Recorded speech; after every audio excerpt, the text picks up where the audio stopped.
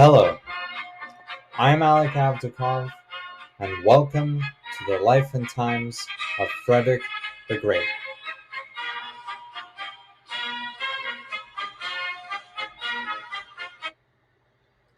I would like to thank you all for your support of my podcast and for your patience, since I am a little late producing this week's podcast.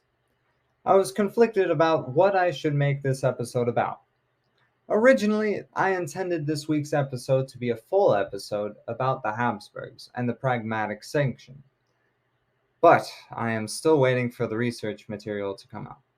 As of now, there are only 3 scholarly articles about the Pragmatic Sanction of 1713 in English, and I had to request an interlibrary loan in order to obtain this article. Anyway, long story short, the topic I wanted to write about is no longer viable during the time I have, so I have chosen a different route. The route I have chosen is to take a deep dive into something that is fairly obscure, but important in understanding Frederick Wilhelm's psychology when it comes to ruling. I plan to do a short but deep dive into Frederick Wilhelm's political testament that was written in 1722, about 18 years before he actually died. A political testament is essentially a ruler's last will and testament, but about politics. It is a kind of manifesto that is meant to help guide the future ruler into the vision that the dying ruler had in mind for the state. So, this is what I'm going to do. This document is roughly 11 pages long. If I were to read it in its entirety, you would not only be bored to death, but you would not get the historical context to understand why he is writing what he is writing. Therefore, I will explain the main points of his testament, which focuses on religion, finances, the morality of the ruler, the military, and the specific provinces within the king in Prussia.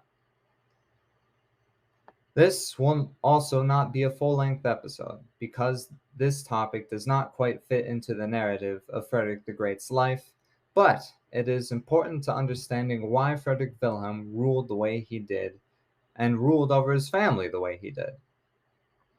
We will also use this document as a guideline to see how well Frederick the Great fit his father's expectations. Also, do not forget to rate me on Apple Podcasts or anything to give me some feedback. I would love to hear from you all, and my email is in the description in case you want to ask me any questions. So, let us begin with the historical context on why he was writing this document. If you remember, the end of the Great Northern War for Prussia had ended a few years before 1722, the year that he wrote the testament. He had also, in his 9 years of ruling, made his intentions clear that he wanted to get rid of many noble privileges. He got rid of their tax exemptions and changed the system of finances so that they would be more efficient. I also failed to mention this in the regular episode, but Frederick Wilhelm was fiercely Protestant. He despised Catholics and Jewish people with a zeal that matched the 1600s and not quite the Age of Enlightenment. So, throughout his political testament, there are references to Jesus and God and anti-papist and anti-Semitic rhetoric.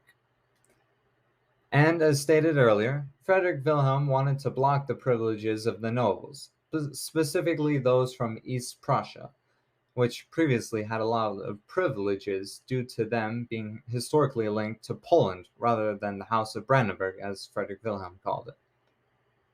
He also warns the successor against going into any diplomatic adventures, such as wars. As we saw, Frederick Wilhelm deserved his nickname, the Soldier King, but he did not want to risk his precious soldiers in battle. Because he was at the bloody Battle of Malplaquet, an absolute slaughterhouse of a battle, Frederick Wilhelm decided this whole war thing was no good for Prussia. But the expansion of the military was a worthy cause in order for Prussia to gain autonomy on the international stage. However, He does not start his testament with a bombastic proclamation that the Prussian army must grow as big as it can. Instead, as this was a man who believed he was dying, he made amends with the Almighty. Frederick Wilhelm wrote, I heartily repent all grievous and inner sins which I have committed, and pray to God to forgive them for Jesus Christ's sakes. I have always labored to make myself better, and to live a godly life so far as I was humanly able to do so. And with God's help, I will so persevere until my end. Ah, well, at least we know somewhere down deep in Frederick's Wilhelm's heart, he has a heart. Oh, never mind. The man thinks that ballets and operas are works of the devil. Think I'm making this up? Well, here's what he wrote in the very next paragraph. Neither must my dear successor allow any comedies, operas, ballets, or masques to be held in his lands or provinces. He must abhor them, because these are godless and devilish things, whereby Satan, his temple, and kingdom are increased. So, Frederick Wilhelm believes that anything that distracts from God is a sin. So, really, anything fun. Just like how in England during the age of Cromwell, they tried to ban Christmas. He then continues on the theme of morality and explains how a ruler must not have any extramarital affairs. He writes, So I beseech my dear successor, keep no mistresses, nor follow any other such scandalous pleasures, and do not allow such admonishable sins to flourish in your lands and provinces, but punish them. And I enjoin you to follow my example, and beseech you, in considering the constitution of my land and army, to remember that I have always begun with God. Also, speaking of the army, he writes something that is very important and dear to Frederick Wilhelm's heart: the command of his army personally. Frederick Wilhelm writes, You must manage your finances personally and alone, and order the command of the army personally and alone, and dispose of the two main points alone. Then you will have authority in the army through the command and the love of your officers and civil employees, because you alone hold the purse strings, and you will be respected and admired by the whole world for a sage and a good ruler. We will see very soon how Frederick will live up to this standard his father set for him. These next few sections of the political testament, he starts listing off the politics and different political situations of all the provinces of the kingdom in Prussia. I will not go into detail about this, even though it is the main meat of the document, because I am a people person and not a numbers person. This is not an economic history of Prussia, but a series about a person whose historical impact is huge. He then talks about religion in his land, and he disrespects the Jesuits with a rage untethered. He writes, You must not tolerate Jesuits in your lands. They are devils who are capable of much evil and intrigue against you and the whole community. You must not allow them to settle in your lands under any pretext they would try to do so. So yeah, he clearly had a hatred for Catholics. Fun times. He then describes how his successor must not split up his beloved army, an institution that kept Prussia at relative peace. Then Frederick Wilhelm says something that is extremely crucial, so I will read this whole paragraph. I beseech my dear successor in God's name not to start any unjust wars, and not to be an aggressor. For God has forbidden unjust wars, and one day you will give account for every man who has fallen in an unjust war. Consider that God's judgment is sharp. Read history. There you will find that many unjust wars come to no good end. You have, for examples, King Louis XIV in France, King Augustus of Poland, and the Elector of Bavaria, and many others. The last two were expelled from their lands and dethroned into the bargain because they started an unjust war. Be assured that God gives an army its heart, and also takes it away from the soldiers. For when King Augustus began an unjust war, his Saxon army was so frightened of the Swedes that in many battles and encounters the Saxons were beaten by the enemy, even when they were twice as strong as the Swedes. For the Saxons were always in fear in this unjust war, so that they refused to stand and fight. There, my dear successor, can see the hand of God. The Saxons are otherwise brave people, and have always served bravely in Brabant and the Reich. But as soon as their king engaged in an unjust war, the heart was gone out of them.